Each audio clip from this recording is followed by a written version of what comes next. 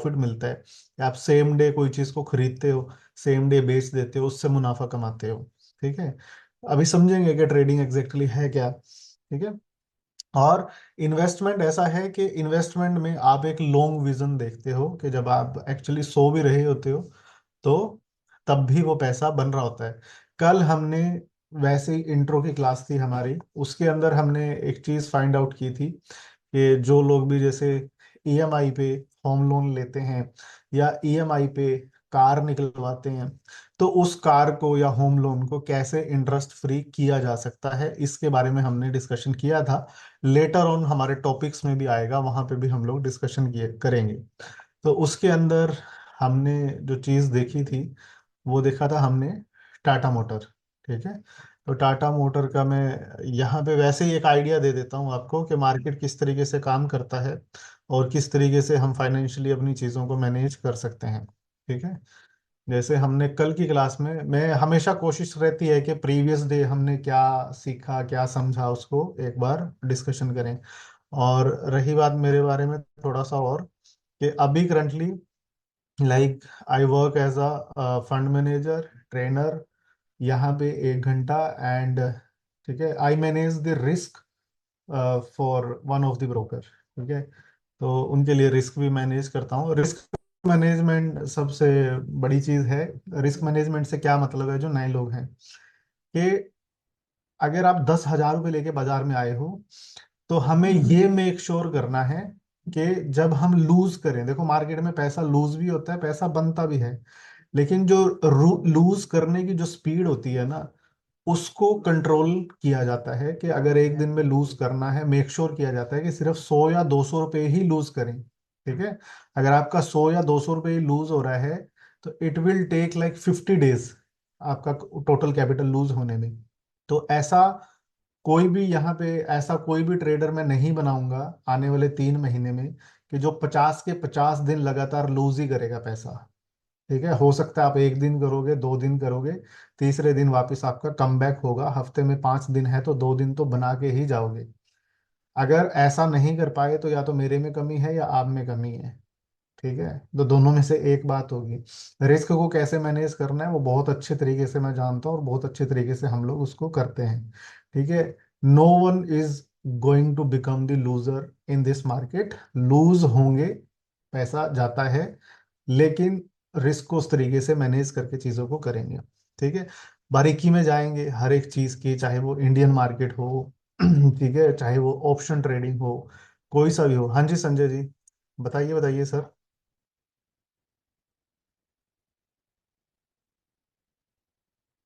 कुछ पूछ रहे हैं सर संजय जी? अनम्यूट कर सकते। या बाई मिस्टेक हो गया था वो हैंड। अच्छा, ओके ओके। ठीक है, ये देखो जी, हमने ये देखा था कि कल हमने एक एग्जांपल लिया था कि यार यदि कोई 2020 में कोई गाड़ी निकलवा रहा है टाटा की, है ना, तो टाटा की गाड़ी का कॉस्ट क्या होगा, लेट से 10 लाख रुपए है। बहुत ब्रीफ में एक्सप्लेन करता हूँ ये बात। तो मतलब पर्सनल फाइनेंस क्या होता है कि अपनी पर्सनल चीज़ों को बहुत अच्छे से मैनेज कर लेना। ना तो मैं ये कह रहा हूँ कि एप्पल का फोन मत खरीदो, ना मैं ये कह रहा हूँ कि आप कोई बड़ी गाड़ी के सपने मत देखो, ना मैं ये कह रहा हूँ कि आप होम लोन मत कराओ। कराओ, सारी चीजें कराओ, लेकिन प्रॉब्लम कहाँ पे आता है, जब आप इंटरेस्ट पे करते हो। जैसे लेट से आपने कल जो हमने पूरा विजुलाइज किया था कि अगर 10 लाख रुपए की गाड़ी है और आप उस पे 2 लाख रुपए का आपने डाउन पेमेंट किया है तो 8 लाख रुपए का लोन है आपका। तो अगले 5 सालों में अगर आपका वो 5 साल का लोन है, तो अगर आपने वो 5 साल का लोन कराया तो आप 8 लाख रुपए के 12 लाख रुपए भरने वाले हो। 4 लाख रुपए का आपका इंटरेस्ट जाएगा। तो हमने एक निचोड़ निकाला कि जब आप 2 लाख रुपए का डाउन पेमेंट कर रहे हो ना, eight the very same time यदि 2 लाख रुपए किसी ऐसे एसेट पे या किसी ऐसे स्किल के साथ उसी 2 लाख रुपए के साथ प्ले किया जाए, तो महीने के यदि उस 2 लाख रुपए पे 3 से 4% निकाला जाए तो आप इंटरेस्ट फ्री हो जाओगे उसमें। फिर चाहे इन्वेस्टमेंट हो, फिर चाहे ट्रेडिंग हो। अभी सिर्फ मैं इन्वेस्टमेंट का दिखा रहा हूं कि 2020 में जो प्राइस था वो 50 रुपीज के आसपास था। ठीक है, और जो जिस पैरामीटर पे हम मार्केट को ट्रैक करते हैं, ये एग्जैक्टली बाइंग पे ही था पूरा। ठीक है, 50 रुपीज पे था, और 50 रुपीज से यू कैन सी 370। अगर मेन मोटी मोटी बात क्या है कि जब आप 2020 में गाड़ी खरीद रहे थे, 2 लाख रुपए की आपने डाउन पेमेंट की, यदि 2 लाख रुपए टाटा मोटर के शेयर में भी डाले होते, आज वो 2 लाख रुपए आपके 14 लाख रुपए होते। ठीक है, ऑलमोस्ट गाड़ी फ्री ऑफ कॉस्ट है जो हमारे पास खड़ा है। गाड़ी अभी जो, क्योंकि हमने 8 के 12 दिए हैं और 2 लाख रुपए डाउन पेमेंट पे किया था, तो मतलब टोटल हमने 14 लाख रुपए में गाड़ी पड़ी है। यदि eight the very same time 2 lakh रुपए सिर्फ यहाँ पे डाले होते ना, 50 रुपीज के हिसाब से 4,000 शेयर आते हैं, 50 रुपए के हिसाब से। ठीक है, और यू कैन सी कि यहां से from 50 rupees to this price 370 rupees, total जो नेट प्रॉफिट बनता है वो तकरीबन तकरीबन 14 लाख रुपए के आसपास का प्रॉफिट बनता है। ठीक है, तो गाड़ी सर और स्क्रीन शेयर नहीं हो रही। अरे स्क्रीन शेयर नहीं हो रही है, बताया नहीं आपने पहले। चलो एनीवेज, ठीक है, दिस इज द स्टॉक। ठीक है, ये टाटा मोटर का है। यहाँ पे जो 2020 है, ये देखो मार्च 2020 के आसपास इसकी जो कॉस्टिंग थी ना, वो कॉस्टिंग थी 50 रुपए के आसपास। 50 रुपए से अभी ये 370 पे खड़ा है। तो हमने क्या किया, उस चीज को फ्री कर लिया। अब मेरा मुद्दा ये नहीं था कि मैं यहाँ पे जो चीज 2 लाख रुपया लगाया हमने, तो 2 लाख रुपए से मैं अगले 5 साल में, मुझे ये नहीं करना है कि मुझे 5 साल में 14 लाख रुपए बनाने हैं या पूरी गाड़ी की कॉस्टिंग निकालनी है। मेरा टारगेट है कि जो मैं 4 लाख रुपए का इंटरेस्ट पे करने वाला हूँ, या जो उसकी डेप्रिसिएशन वाली वैल्यू है, सिर्फ मैं उतना सा यहाँ पे निकाल पाऊँ। ठीक है, दोनों वे से निकलता है, ट्रेडिंग से भी निकल जाता है, इन्वेस्टमेंट से भी निकल जाता है। इन्वेस्टमेंट में अभी स्टार्टिंग में हम इस बैच में इन्वेस्टमेंट के एसेट्स देखेंगे, ऐसे कौन कौन से एसेट्स हैं जहां पे उतना रिटर्न जो है वो जनरेट हो सकता था। अब जैसे मैं इंडियन मार्केट में ही दिखाता हूँ आपको, जैसे हम हर एक सेगमेंट के बारे में नॉलेज गेन करेंगे। और let me just log in. तो मैं एक बार लॉग इन कर लेता हूँ, ये फोन से होता है और बहुत अच्छा है। इसके बारे में भी मैं अभी पढ़ाऊंगा कि कैसे कौन सा अकाउंट आपको ओपन करना होता है, और एसआईपी वगैरह कैसे स्टार्ट होती है, वो हम हर एक बात सीखेंगे यहाँ पे। ठीक है जी, लॉग इन टू डेस्कटॉप कर लेते हैं, एंड ये हो गया है हमारा यहाँ पे लॉग इन। ठीक है जी, तो ये धन ऐप में हम लोग आ गए हैं। तो अब यहाँ पे मैं कुछ कुछ ऐसे एसेट्स, अगर आप देखोगे, या जैसे मैं यहाँ पे आपको कुछ और एक एसेट दिखा देता हूँ जो हमने अंबुजा सीमेंट का देखा था। ठीक है, तो यू कैन सी कि अंबुजा सीमेंट 2020 में 155 रुपीज के प्राइस पे था, 155 रुपए के प्राइस पे था। अब लेट से अगर मैं होम लोन के उसमें लूं, तो होम लोन मेरा चलता है 20 साल, not for 5 years. Home loan 20-25 साल का होता है। अगर दिल्ली में जितने लोग रह रहे हैं मेट्रो सिटी में, जिसने एक बार लोन करा लिया है ना, वो चाह के भी कभी नौकरी से बाहर नहीं निकल सकता।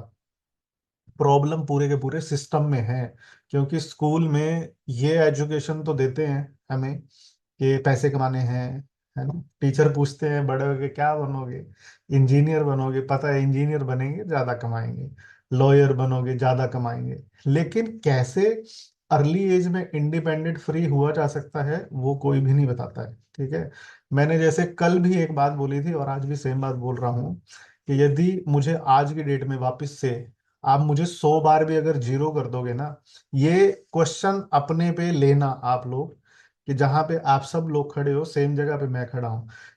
लेट से कि 4 पैसे मेरे पास भी हैं, 4 पैसे आपके पास भी हैं। ठीक है, अगर खुदा ना खास्ता हम लोग जीरो हो जाएं, आज की डेट में जीरो हो जाएं, कुछ भी ना रहे, ठीक है, तो वापस से उस चीज को क्रिएट करने में कितना एसेट लगेगा और कितना टाइम लगेगा।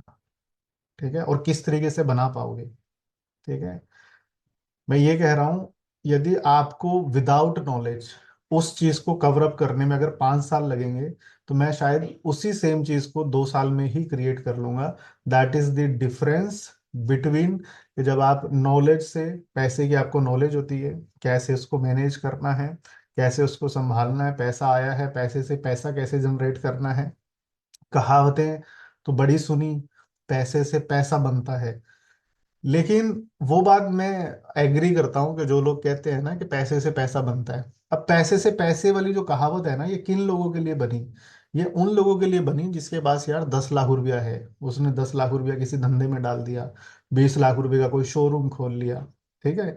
अब मुझे एक बात बताओ कि जिस बंदे की 30 हजार रुपए की सैलरी हो, ठीक है, जो 20-25 हजार रुपए कमा रहा हो, या अभी वो अपनी जर्नी स्टार्ट कर रहा है, और उसके पास एक सेविंग अमाउंट है, मतलब वो महीने के 2 या 3 हजार रुपए बचा पा रहा है।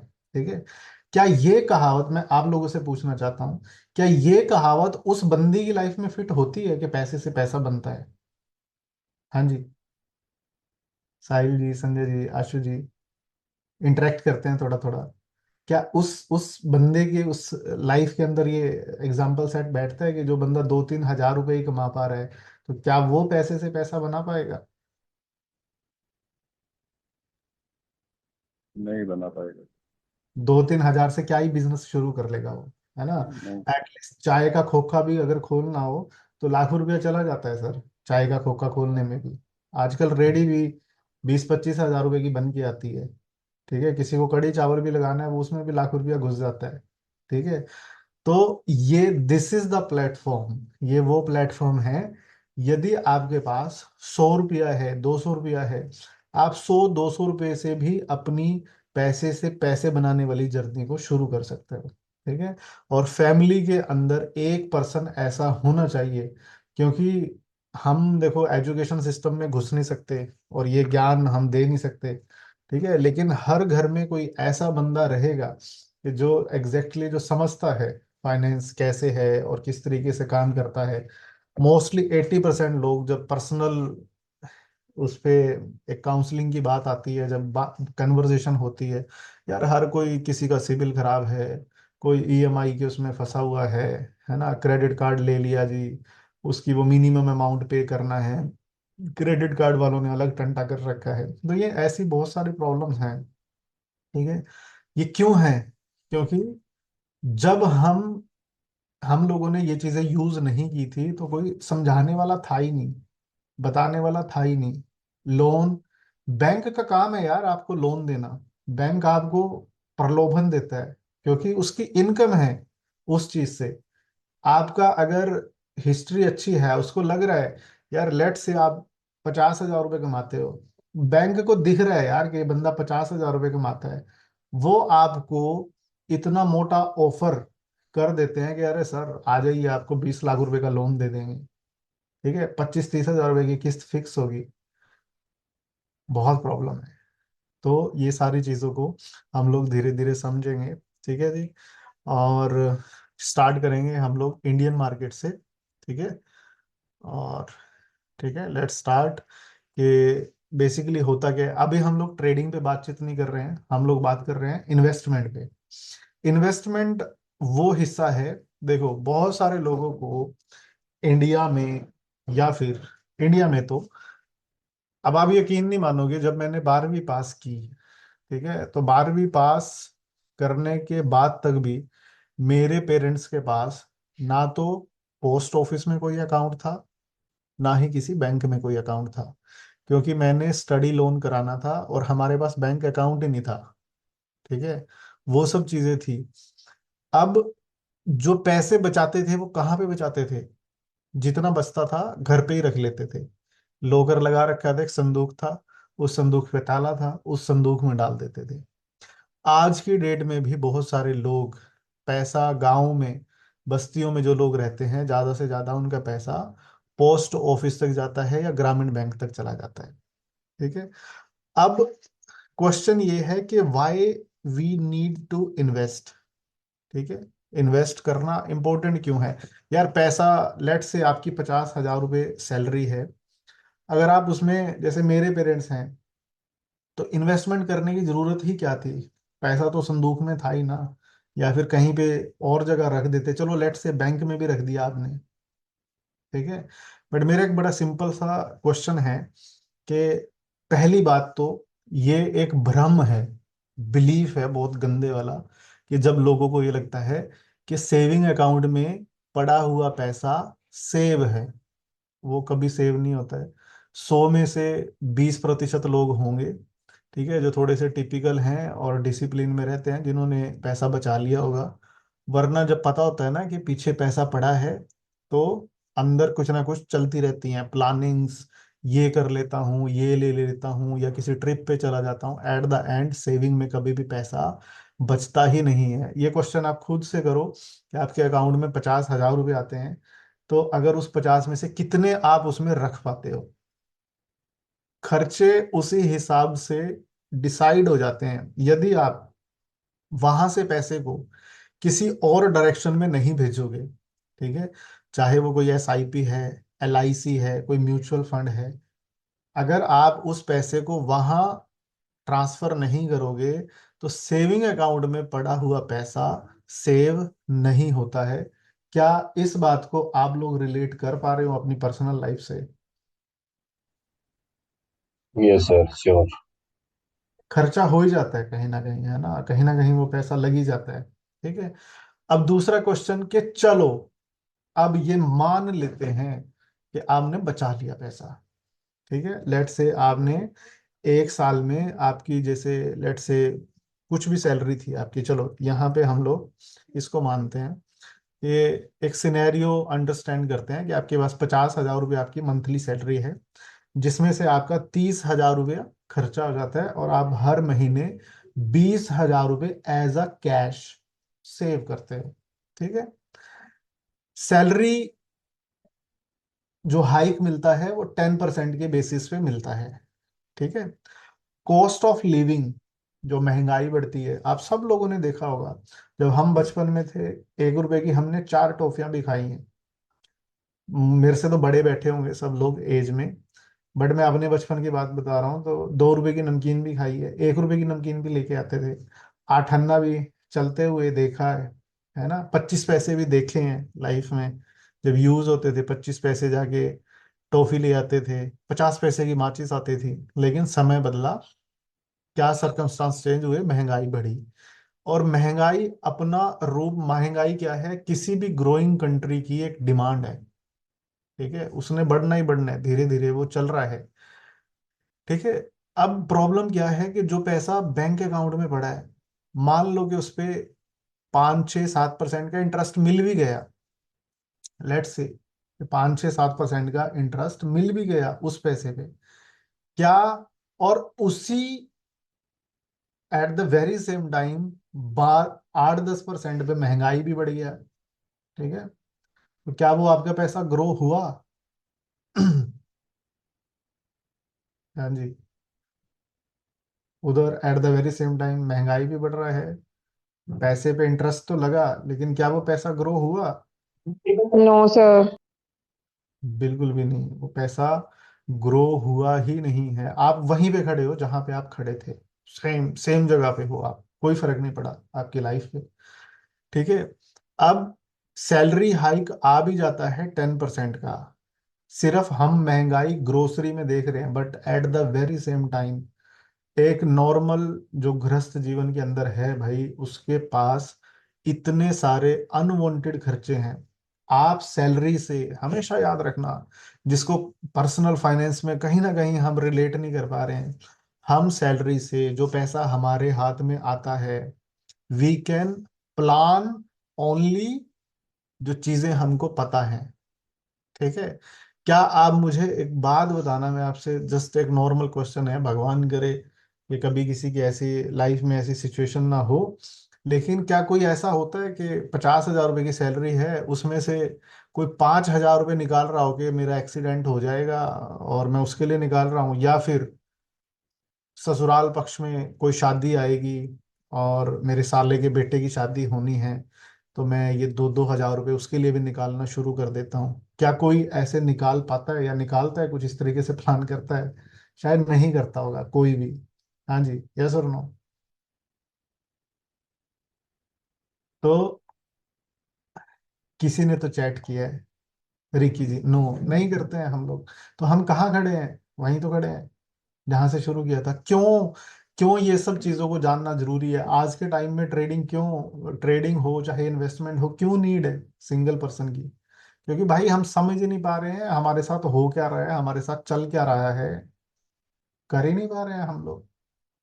ठीक है, तो ये बहुत सारी चीजें प्रॉब्लम है। यदि आप 20 साल तक उस पैसे को सेव भी करते हो, 20-20 हजार रुपए को, ठीक है, so after 20 years you accumulate only 1.7 CR। आपके पास जो पैसा बचता है वो बचता है 1.7 करोड़ के आसपास।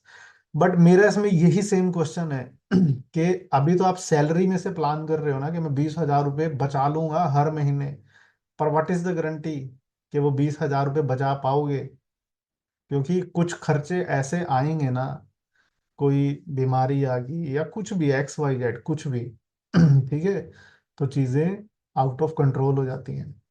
जिनकी सैलरियां 1-1 लाख रुपया है, मैंने उन लोगों को भी दूसरे लोगों से पैसे मांगते हुए देखा है। प्रॉब्लम है सिस्टम में हमारे अंदर, या जो भी चीजें हैं। ठीक है जी। तो अब, ठीक है, big question, with fixed expenses your standard of living doesn't improve. जो हमारे खर्चे हैं वो तो चलते रहेंगे जैसे हैं। अब जो आपके पास 1.7 CR है ना, 8% का एनुअल इन्फ्लेशन है। और जो आपके 30 हजार रुपये वो जो आप घर खर्च पे करते थे, क्योंकि अब सैलरी आना बंद हो गया ना, रिटायर हो गया, वट एवर इट इज, तो वो पैसा कितने साल चलेगा? सिर्फ और सिर्फ 8 साल चलेगा वो पैसा। ठीक है। Big question, what happens when the money runs out? अगर प्लान नहीं करेंगे आगे चल के क्या होगा, प्रॉब्लम्स होनी संभव है।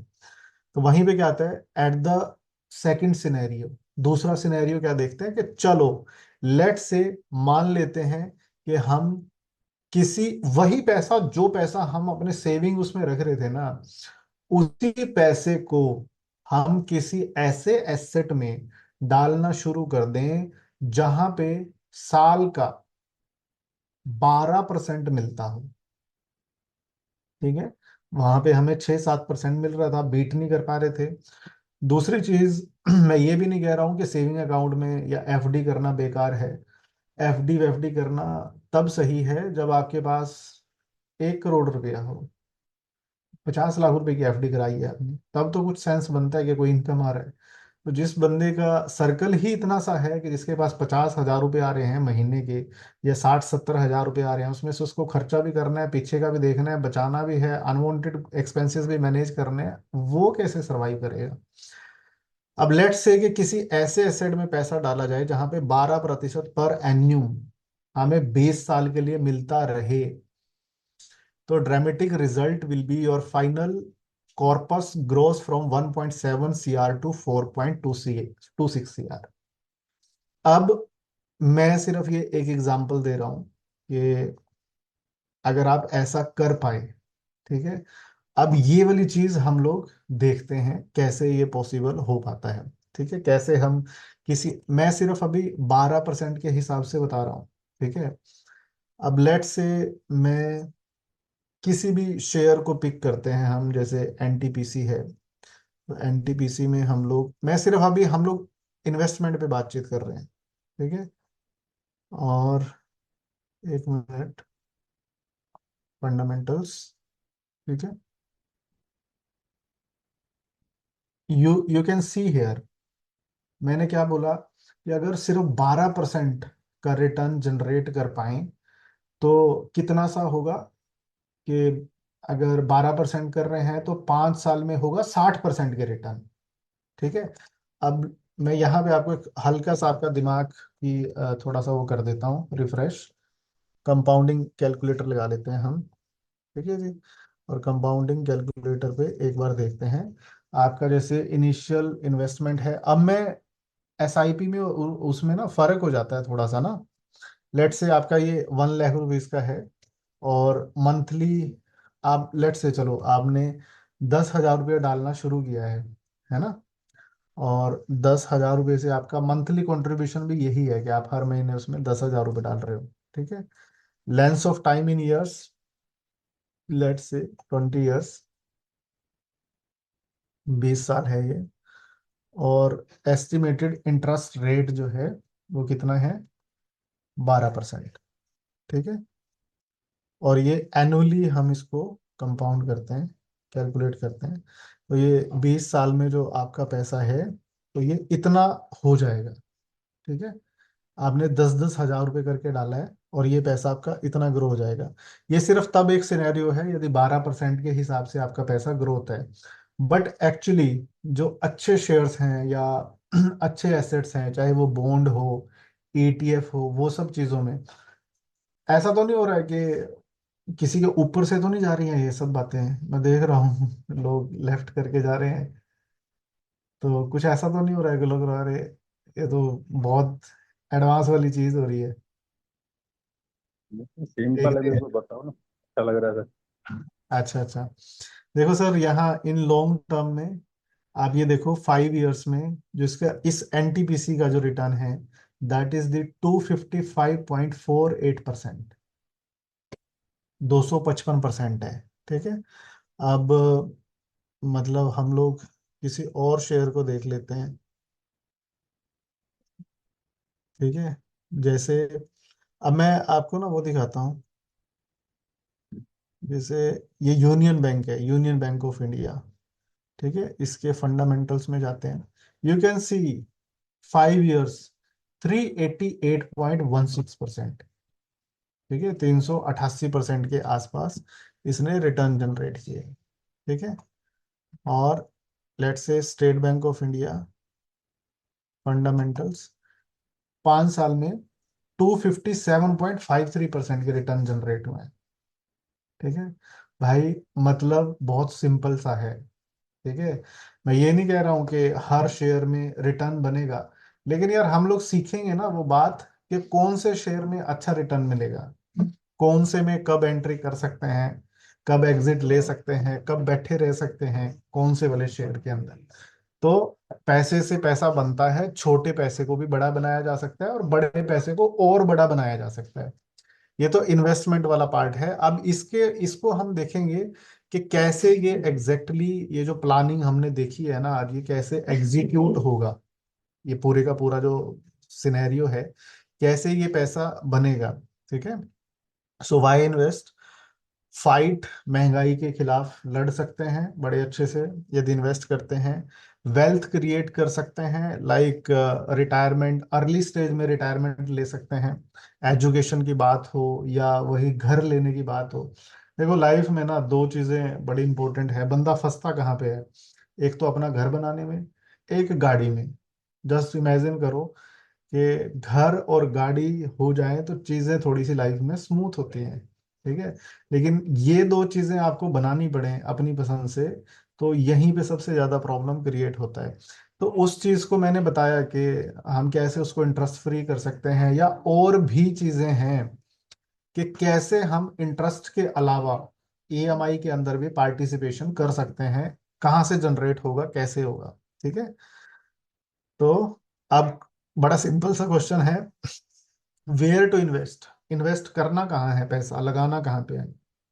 ठीक है जी। तो जैसे एफडीज होती हैं, बॉन्ड होता है। ठीक है। Equity, shares of company. अब मैं ये नहीं कह रहा हूँ कि आपके पास पैसा है तो पूरे का पूरा पैसा शेयर्स में डाल दो, ऐसा भी नहीं कह रहा हूँ। मल्टीपल चीजों में हम डाल सकते हैं यदि पैसा है तो। बड़े अच्छे से रियल एस्टेट में भी पैसा डालो, खरीदो कहीं पे। अगर अच्छा कुछ मौका मिल रहा है, लग रहा है कि आने वाले टाइम में ये वाली चीज ग्रो हो सकती है, या यहाँ पे जो कोई कॉलोनी आ रही है इसमें मैं प्लॉट ले सकता हूँ और इस प्लॉट को भाई बड़ा हो जाएगा यहाँ पे, तो अच्छी मार्केट बन जाएगी, तो खरीदो, उस चीज को भी खरीदो, वहां पे भी पैसा डालो। Commodities, gold, silver. गोल्ड देखो कहाँ से कहाँ पहुंच गया है। ठीक है। अगर इंडियन उसको गोल्ड को देखोगे, और मैं आपको दिखाता हूँ कि कहाँ पे था ये और आज कहाँ पे है। अभी देखो ये है 1,35,000, 1,36 पे है। ठीक है। 2020 में कहाँ पे था ये? 30,000 रुपये पे था, 35,000 रुपये पे था, लेट से। अब मैंने वो बात की थी उसके वाली कि गाड़ी वाली उसकी, 2 लाख रुपया वहां डाला होता, कहीं पे भी डाल लो, इंटरेस्ट तो आपको वैसे निकल जाएगा। लेकिन डालें कैसे अब? प्रॉब्लम ये है कि किसी को ये नहीं पता है कि गोल्ड में इन्वेस्ट करना है यदि इंडियन मार्केट में। गोल्ड में ट्रेडिंग आपने सुना होगा, लोग करेंसी में ट्रेडिंग करते हैं, लेकिन इन्वेस्ट कैसे करना है इसकी नॉलेज नहीं है। डिजिटल गोल्ड कैसे खरीद के रख सकते हो। अब एक चीज समझना, पुराने टाइम में लोग ना सोना खरीदते थे कि यार बुरे टाइम में काम आएगा, है ना, बुरे टाइम में थोड़ा सा हमको सपोर्ट मिलेगा। लेकिन अब तो कोई वो भी नहीं सोच सकता, क्योंकि गोल्ड भाई 1,40,000 पे पहुंच गया है, तो ये भी कोई प्लानिंग नहीं हो सकती है। बट यू वॉन्ट बिलीव, आप यकीन नहीं करोगे कि मिनिमम आप गोल्ड में सिर्फ 100 रुपए से भी आप गोल्ड खरीद सकते हो। डिजिटल गोल्ड 100 रुपए से शुरू होता है इंडियन मार्केट में। जिस तरीके से ये मार्केट ग्रो कर रहा है, आपका वो 100 रुपया भी ग्रो करेगा। प्रॉब्लम क्या है, पता ही नहीं करना कैसे है, कहाँ करना है, कैसे डालना है। ठीक है, तो ये ऐसे एसेट्स हैं। इन एसेट्स के बारे में हम लोग डीपली जानेंगे कि पैसा कैसे किया जा सकता है। अब लेट से हम इस तरीके से वो कर रहे हैं कि यदि आप रियल इस्टेट में डाल रहे हो, तो रियल स्टेट का जो एज एन एवरेज आता है वही उसी चीज को कंपैरिजन कर रहे हैं हम। जो वो 30-30 20-20 हजार रुपये आप बचा रहे थे ना, और आपने 20 हजार रुपये पर मंथ के हिसाब से 20 साल में बचाया। अगर रियल इस्टेट में भी वो देखो, सबसे पहली चीज, जो पैसा आपने सेविंग अकाउंट में रखा हुआ है ना, वो सेविंग नहीं है। ठीक है, इन्वेस्टमेंट कहीं पे डालना पड़ेगा। ठीक है लेकिन प्रॉब्लम क्या होता है, हम अब प्रॉब्लम, मेन प्रॉब्लम को समझना कि हमारे पास इकट्ठा पैसा है नहीं। अब जिस बंदे के पास महीने के 20 हजार रुपये बच रहे हैं, वो तो यार जाके प्लॉट ले नहीं पाएगा ना, वो तो घर खरीद नहीं पाएगा, तो उसको लेना पड़ेगा लोन। तो जो इनकम जनरेट होनी होती है वो इंटरेस्ट में चली जाती है। समस्याएं समझो। तो वो समस्या का सॉल्यूशन क्या है, आगे इन्वेस्टमेंट के बाद आएगा ट्रेडिंग। ट्रेडिंग से हम लोग कैसे वही डाउन पेमेंट से कैसे चीज़ों को मैनेज कर सकते हैं। तो ये पूरी गेम को आने वाले दिनों में, आने वाले टाइम में हम लोग समझने की कोशिश करेंगे। रियल इस्टेट में डालेंगे इतना बन जाएगा, गोल्ड में एज एन एवरेज 8% का रिटर्न जो है, इंडियन मार्केट के हिसाब से बता रहा हूँ, एसेट में डालते हैं तो 309%। फिक्स डिपॉजिट पे 8 से 9%, म्यूचुअल फंड पे 12%, एंड स्टॉक्स पे 15%। ठीक है, अब 15% है। अगर 15% साल के हिसाब से मिले, तो आपके वही 20 हजार रुपये 5.4 CR हो जाएगा। ठीक है, अब यदि मैं आपको कुछ ऐसे एसेट्स दिखा दूं कि जिनका CAGR मिनिमम 30-30 40-40% है। बात सिर्फ ये है कि हमने क्या डिस्कशन किया, हमने ये डिस्कशन किया कि यदि 15% भी मिले, तो आपके पास you will be having 5 CR। जो सेविंग अकाउंट में सिर्फ और सिर्फ 1.5 करोड़ रुपया होना था, अब आपके पास वो 5 करोड़ है। बट देखो, हमने साल का कितना लगाया, 15%। 15 गुना 5 करोगे तो 75% बन गया। कितने साल में, 5 साल में। बट ये स्टॉक आपको 257% दे रहा है। अब मैं ये नहीं कह रहा हूँ सारा पैसा इसमें डालना है। ठीक है, वो भी चीज सीखेंगे, पैसा डालना है तो कैसे डालना है, और SIP करनी है तो कैसे करनी है। अब मैं आपको गोल्ड का दिखाता हूँ।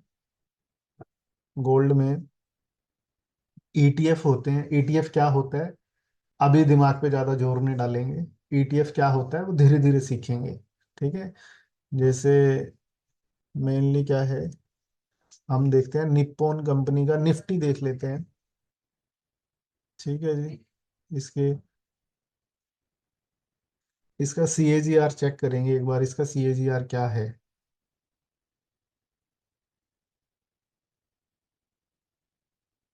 एक मिनट, इसमें शायद नहीं आएगा।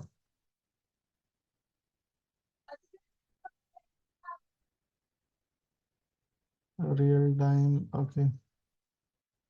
मैं जब हम कभी दूसरी वेबसाइट पे जहाँ पे हम लोग एग्जैक्टली एनालिसिस करते हैं, तो अगर वो वाली मैं ओपन करके दिखाऊंगा आपको, तो फिर वो बहुत ज़्यादा क्या हो जाएगा, मिक्सअप हो जाएगा। ठीक है, तो ये वाले जो ETF होते हैं ना, देखो ये ETF कितने रुपए से स्टार्ट है, सिर्फ 300 रुपये से शुरू है। आपको गोल्ड का ETF दिखा देता हूँ मैं। ठीक है, अब आप लोग सोचते होंगे, अब ये ईटीएफ होता क्या है, हम आने वाले टाइम में सीखेंगे। मैं सिर्फ आपको एक आइडिया दिखा रहा हूँ कि जैसे ये है यहाँ पे, ठीक है, इसकी मैं प्राइस दिखा रहा हूँ आपको।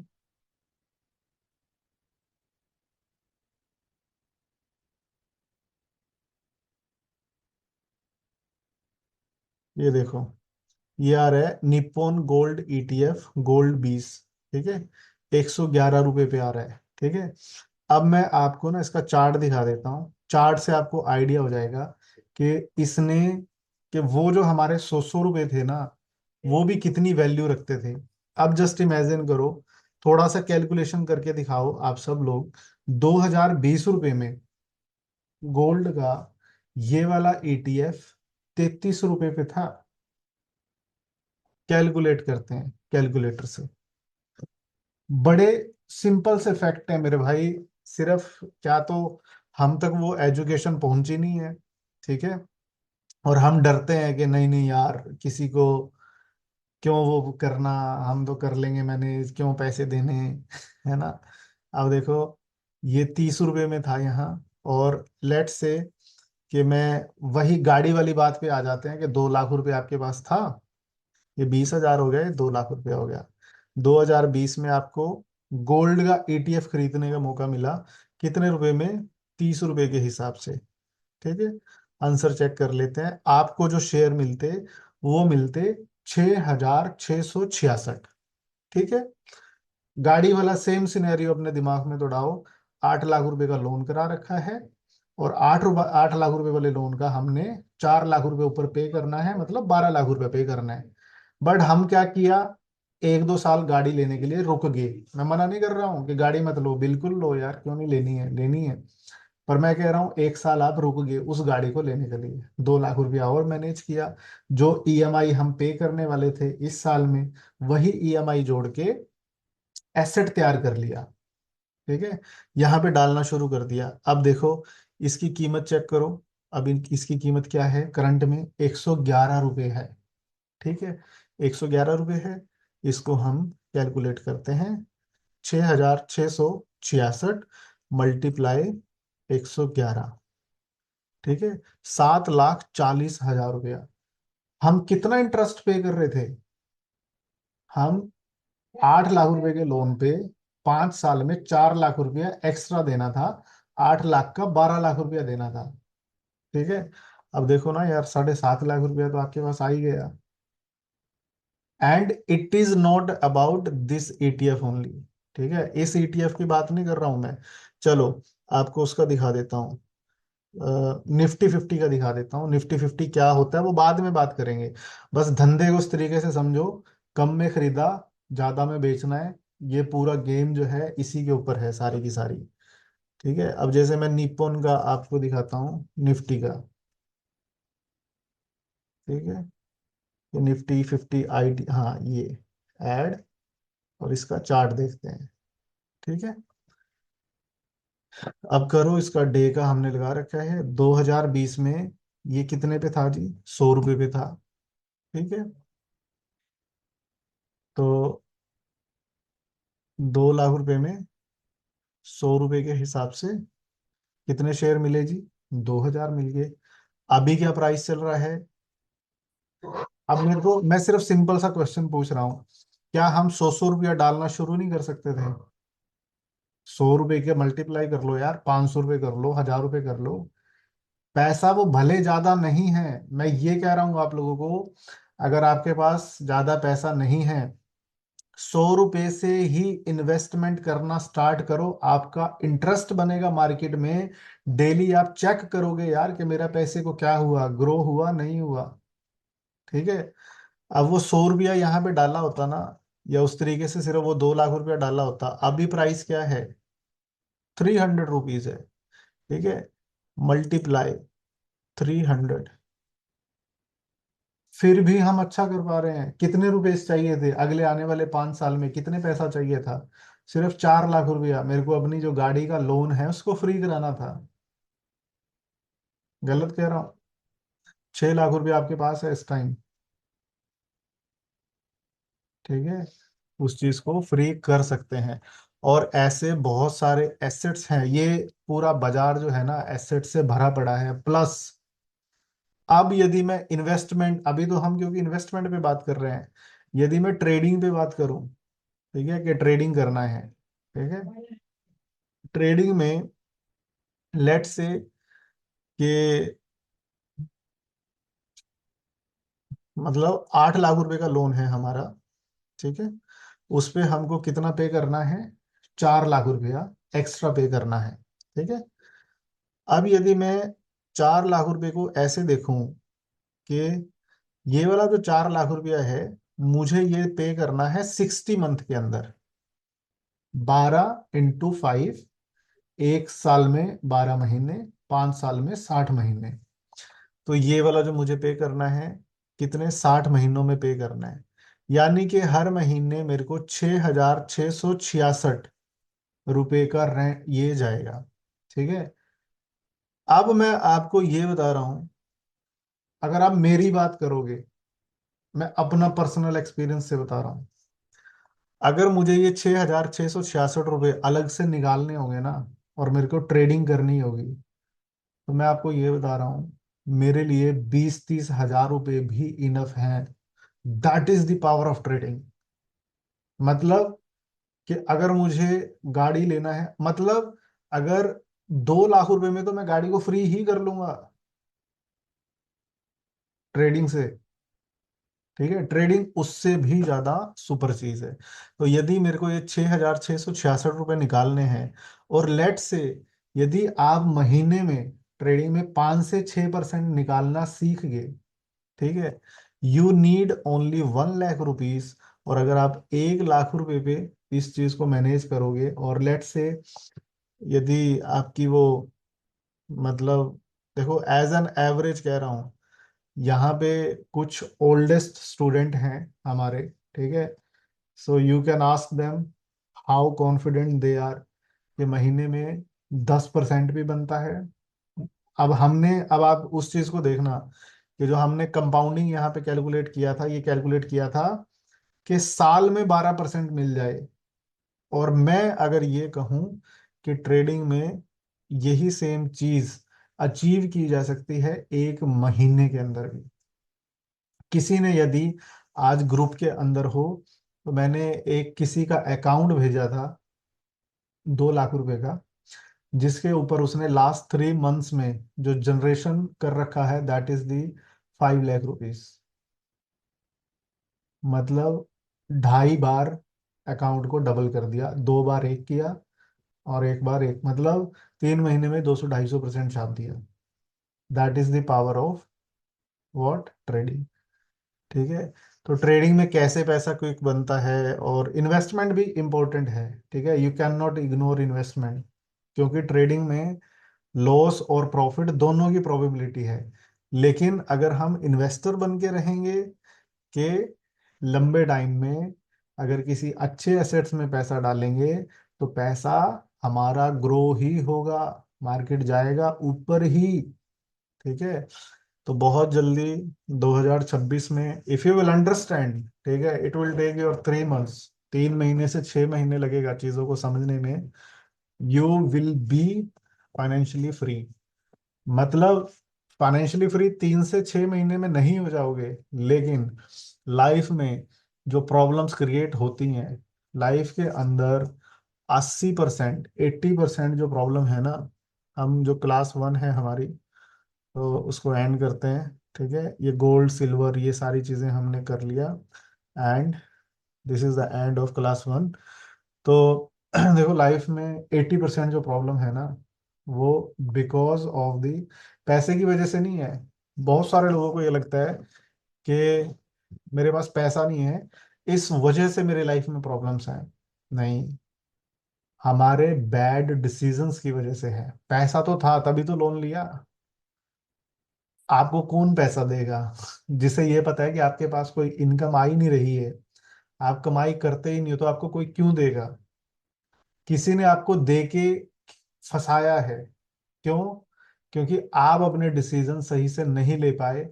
और आप अपने डिसीजन सही से क्यों नहीं ले पाए? क्योंकि भाई नॉलेज ही नहीं थी, समझ ही नहीं था, पता ही नहीं था कि कर क्या रहे हैं। ठीक है। तो ये बहुत सारी चीजें हैं समझने की। फाइनेंस को मेरी समझ से हर किसी को, चलो आपका जो भी है, पर्सनल फाइनेंस तो 12वीं क्लास का जो बच्चा है, जब वो पास आउट हो जाए उसको जरूर सीखना चाहिए।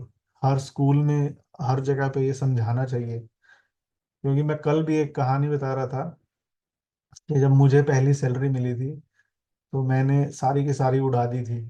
50,000 रुपये के आसपास थे मर्चेंट नेवी में जब पहली मिली थी, क्योंकि ट्रेनी थे हम लोग। तो वो सारे के सारे जाके मैंने वो सामान खरीद लिए जो दूसरे लोगों के पास थे। मुझे लग रहा था कि ये चीज़ मेरे पास नहीं है। 80% डिसीजन हमारे इसी रीजन से रॉन्ग हो जाते हैं कि वो वाली चीज़ यार फलाना आदमी ले रहा है, वो MG हेक्टर निकलवा के लाया है, मेरे को भी चाहिए है। अरे बड़े भाई ने, कजन ने तो वो ले लिया यार, वो वाली मेरे को भी लेनी है। फिर भले उसके लिए डिसीजन गलत लेना पड़े, तो at least like with the help of this course, with the help of this classes, मैं ये नहीं कह रहा हूँ कि शोर शॉर्ट हर बंदा पैसे बना लेगा, लेकिन एट लीस्ट लाइफ में डिसीजंस गलत नहीं होंगे। जो करोगे सोच समझ के करोगे, 20 बार सोचोगे कि यार ये वाली चीज ऐसे करूं नहीं करूं। ठीक है। तैश में आके क्रेडिट कार्ड यूज कर देते हैं, अरे देखी जाएगी बाद में पे कर देंगे। फिर वो क्रेडिट कार्ड मिनिमम अमाउंट पे आ जाता है कि आप इस तरीके से पहले पहले ये मिनिमम देने लग जाओ। जब आप वो मिनिमम देने लगते हो भाई, क्रेडिट कार्ड पे इंटरेस्ट पता कितना है? 30% का इंटरेस्ट है। जो क्रेडिट कार्ड पे EMI बनवाते हो, आप पे नहीं कर पाते हो। 1 लाख रुपए का क्रेडिट कार्ड यूज किया हुआ कब 2.5-3 लाख रुपए तक पहुंच जाता है, नो वन नोज, किसी को पता भी नहीं लगता। और ये अर्ली एज में होती हैं ये सब चीजें कि यार ये हो कैसे रहा है, और कब वो धूम धड़ाका हो जाता है, नो वन नोस। ठीक है। सो ये सारी चीजें हैं समझने की, धीरे धीरे इन क्लासेस के थ्रू वी विल अंडरस्टैंड। और कल हम लोग डीमेट अकाउंट के बारे में बात करेंगे कि एग्जैक्टली कैसे डीमेट अकाउंट ओपन होता है। ठीक है। और कैसे आप लोग भी अपनी, ये बहुत बेसिक वाली चीज है, इसमें कुछ ज्यादा बड़ा सीखने का नहीं है। At least if you are the part of free classes, आप जैसे डेमो क्लासेस हैं, अगर आप इनका हिस्सा हैं, तो यार ये नहीं होना चाहिए कि कुछ जाओ तो यहाँ से उतने में भी कुछ ना कुछ लेके जाओ। ठीक है। तो एटलीस्ट आप यहाँ से जाके अपना शांति पूर्वक तरीके से अपनी जो फाइनेंस इन्वेस्टमेंट जर्नी है। ठीक है। देखो जब मैंने 2016 में स्टार्ट किया, तो एकदम से तो यार कोई भी ट्रेडर नहीं बनता, ना आप बने ना मैं बना, या मेरे से पहले दुनिया बैठी है यहाँ ना वो बने, कोई भी नहीं बना एकदम से ट्रेडर। लेकिन कहीं ना कहीं से जो जर्नी शुरू होनी होती है ना, जो स्टार्ट करनी होती है, तो एटलीस्ट वो आने वाले 2-3-4 दिनों में वो वाली जर्नी आप इजिली स्टार्ट कर पाओगे अपनी। ठीक है। 100 200 300 रुपए से मैं सबसे बोलूंगा कि आने वाले टाइम में, इफ आप इन क्लासेस का हिस्सा रहें ना रहें, लेकिन अपनी इन्वेस्टमेंट जर्नी जरूर शुरू करें। आपका इंटरेस्ट बनेगा, पैसे के प्रति लगाव बढ़ेगा, आप बहुत थोड़ा सा डिसिप्लिन हो जाओगे। जब आप 100 रुपया भी मार्केट में लगाओगे ना, जब 9:15 बजे बाजार खुलता है, तो आप एक बार दिन में, 2 बार 3 बार फोन खोल के जरूर चेक करोगे, अरे मेरे पैसे का क्या हुआ। भले ही 1 या 2 रुपया प्लस गया हो। ठीक है। तो पैसा एक ऐसी चीज है कि जिससे हमारी फीलिंग्स, इमोशन सब कुछ जुड़ा होता है। ठीक है। उस चीज के लिए सीखना चाहिए, काम करना चाहिए। बाकी मेरी साइड से आज की क्लास में इतना ही। और अगर आपको किसी को कुछ पूछना हो, कोई क्वेश्चन आपके दिमाग में हो, तो यू कैन आस्क। कोई क्वेश्चन हो, कोई सुझाव हो जो आप मुझे देना चाहते हो, है ना, तो आप बता सकते हैं जी। वरना फिर कल नेक्स्ट क्लास में हम लोग मिलेंगे। एनीवन? हाँ जी। सर अभी क्लासेस में आगे डिस्कस होगा ना? क्या चीज मैम?